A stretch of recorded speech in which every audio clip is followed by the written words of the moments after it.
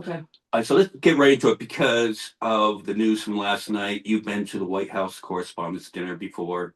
Yeah, five What times. was security like there? Good. Yeah. Great. Security's great, and it was great last night. But I don't believe you. Look at It this. was it was great. It was as good as it can get. The Secret Service is top notch. They locked down a perimeter. The shooter didn't get anywhere close to the primary perimeter. There were two staircases between the shooter and the president. People don't know how the Secret Service works or how national security works.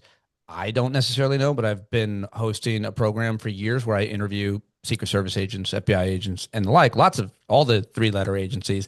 I talked to some of them today on background, and it was as I suspected. The Hilton, I've been there 5 times.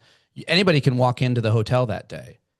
The event takes place like 2 floors below at his giant ballroom. You have to have a tip. You cannot bring a bag in, and you have to go through a metal detector, as everyone did. The shooter was never in the room. I think there's a lot of misconceptions and confusion. He was never even on the same floor. The Secret Service, he ran around a corner. There's video of him, and they did exactly what you would expect them to do. They pulled their guns. They stopped him. And the narrative that the Secret Service failed or that security is bad is, in my opinion, given both my experience at the dinner and talking to plenty of people in national security and some critical thinking and common sense, is that the security was great and it was not a failure. No one got anywhere near the president last night. That guy was fucking crazy and stupid, and he happens to be one of the hundreds of millions of people in the world that hate Donald Trump. He's the most hated man in the world, and a lot of people want to kill him. It's no surprise that people have tried to kill him because he's a horrible person. But listen, he that was a pretty shitty assassin.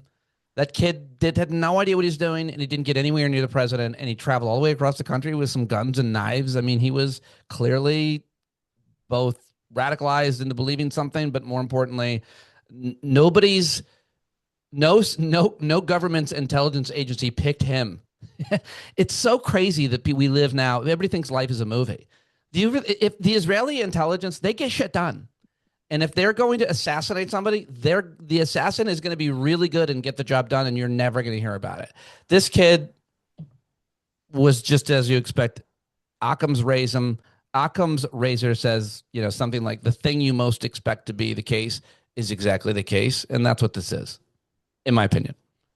Like, so, okay. Yeah, I'm not disputing anything that you said, but why did, why are they showing the pictures of like trying to rush? Like, they showed the picture of Stephen Miller and his wife being like rushed out of there. And if the guy never even got in there and then they showed the picture of like Cheryl Hines, wasn't that Cheryl Hines? And then like the Yeah. other RFK people. abandoned his wife. Yeah, Yeah. like what I don't understand that part of it then. Like, because I That's believe only what you said, like about like only because top-notch security. And yeah, you want to believe that the Secret Service is like doing their jobs at all times. Like, what's up with those?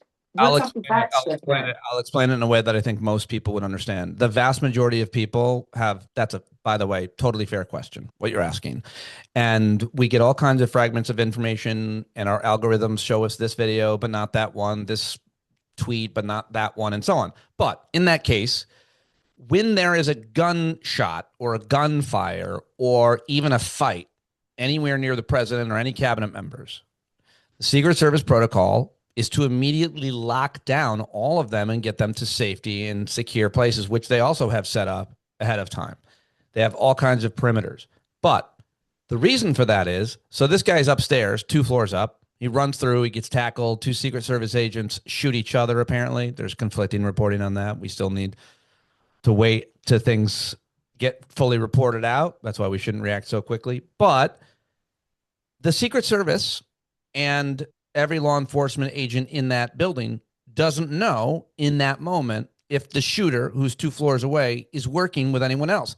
Is this a distraction? Is this part of a larger operation? They are trained to lock down the president when any threat appears anywhere ever. True. Same is true of any other cabinet secretary who travels with security and has security. So they locked down all the primary people, except apparently Kash Patel. And I don't know what the hell he was doing last night, but that's just what they do. There's a shooter upstairs. All right, let's get the president out of here. That's what they do. And that's what they do well. And that's what they did. And by the way, the same was the case with that Florida, quote, attempted assassin. He never shot his rifle and he never got anywhere near Trump. And they found him and they got him and they arrested him. And who was he? Just another guy who's lonely and wrote a manifesto and lives in a country of washing guns. Well, you worked for CNN though. Why wasn't the reporting of that he was not even on the same level? Because I did not hear that reporting as of last night. Just because you didn't hear it didn't mean it didn't get reported at CNN and everywhere else. That's an important lesson that I've learned in hosting my show forever and trying to help people understand how media works. You didn't hear it, but you weren't watching CNN every block, every hour. At this point, every outlet will be reporting the same thing, that he never got anywhere near the president. No one's denying that anywhere, and every outlet will arrive at the same conclusion because in this case, it's an easily provable thing. They know what floor he was on. They know where it happened. They stopped him. He got nowhere near the president. Yeah. So let's talk a little bit about your career. So you started up stand-up comedian. Do you guys have more? Are you convinced, or do you have more questions? Because there's one more important point about this. No. Go ahead. Well, the most important point that everybody needs to ask themselves, because I've fallen for conspiracy theories, but I've made a career of trying to debunk them. And most of them have come from the right, but the left is now getting pretty bad and buying a lot of stuff. And there's a lot of bad faith content creators and influencers who know what they're saying is not true or not exactly true or whatever. And they're still posting it for clicks and money. I've never been that guy and I never will be that guy. My conscience is clear. And that's how I sleep at night. But the most important question one has to ask themselves, I think, and feel free to disagree. I'm always happy to debate. I don't mean to sound so assertive. Doesn't mean I'm right. Is this assassin, this guy, we know who he is, right? We all agree. For the most part, this guy is the guy. They caught him. You have to ask yourself, why did he do it? And if your question is about a conspiracy that the Trump administration was in on it, or some other entity, say Israeli intelligence, British intelligence, any other country intelligence, or say a terrorist group, or any other entity, if they were behind it, what was their motive? How did they convince this guy? Why did they pick this guy? Why did he do it? And if you can't answer those questions, then maybe it's time to spend more time listening to people who can. And as kind of condescending and arrogant as that sounds, I've been humbled so many times on live radio, guys, on live TV by people who are 10,000 times more qualified and intelligent than I am.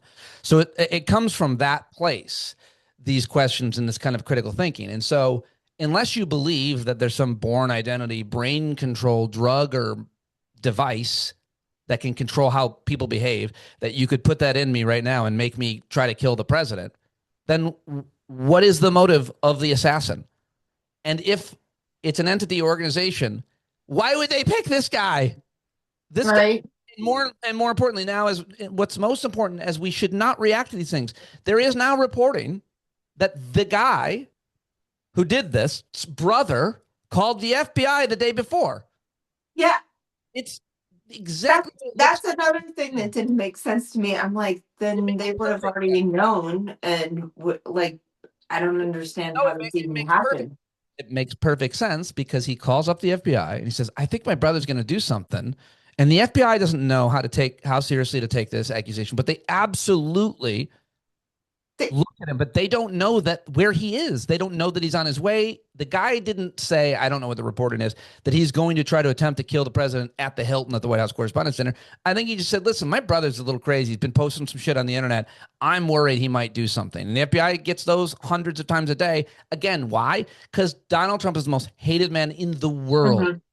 Mm-hmm. Right. Which ones should the FBI resourcing? Meanwhile, the FBI has been resourced to go after undocumented immigrants that are performing the most important jobs in America. So it's like there's not unlimited resources to go after every lead.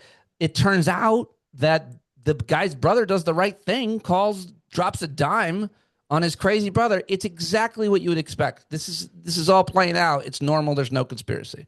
Yeah, and it doesn't help that that administration,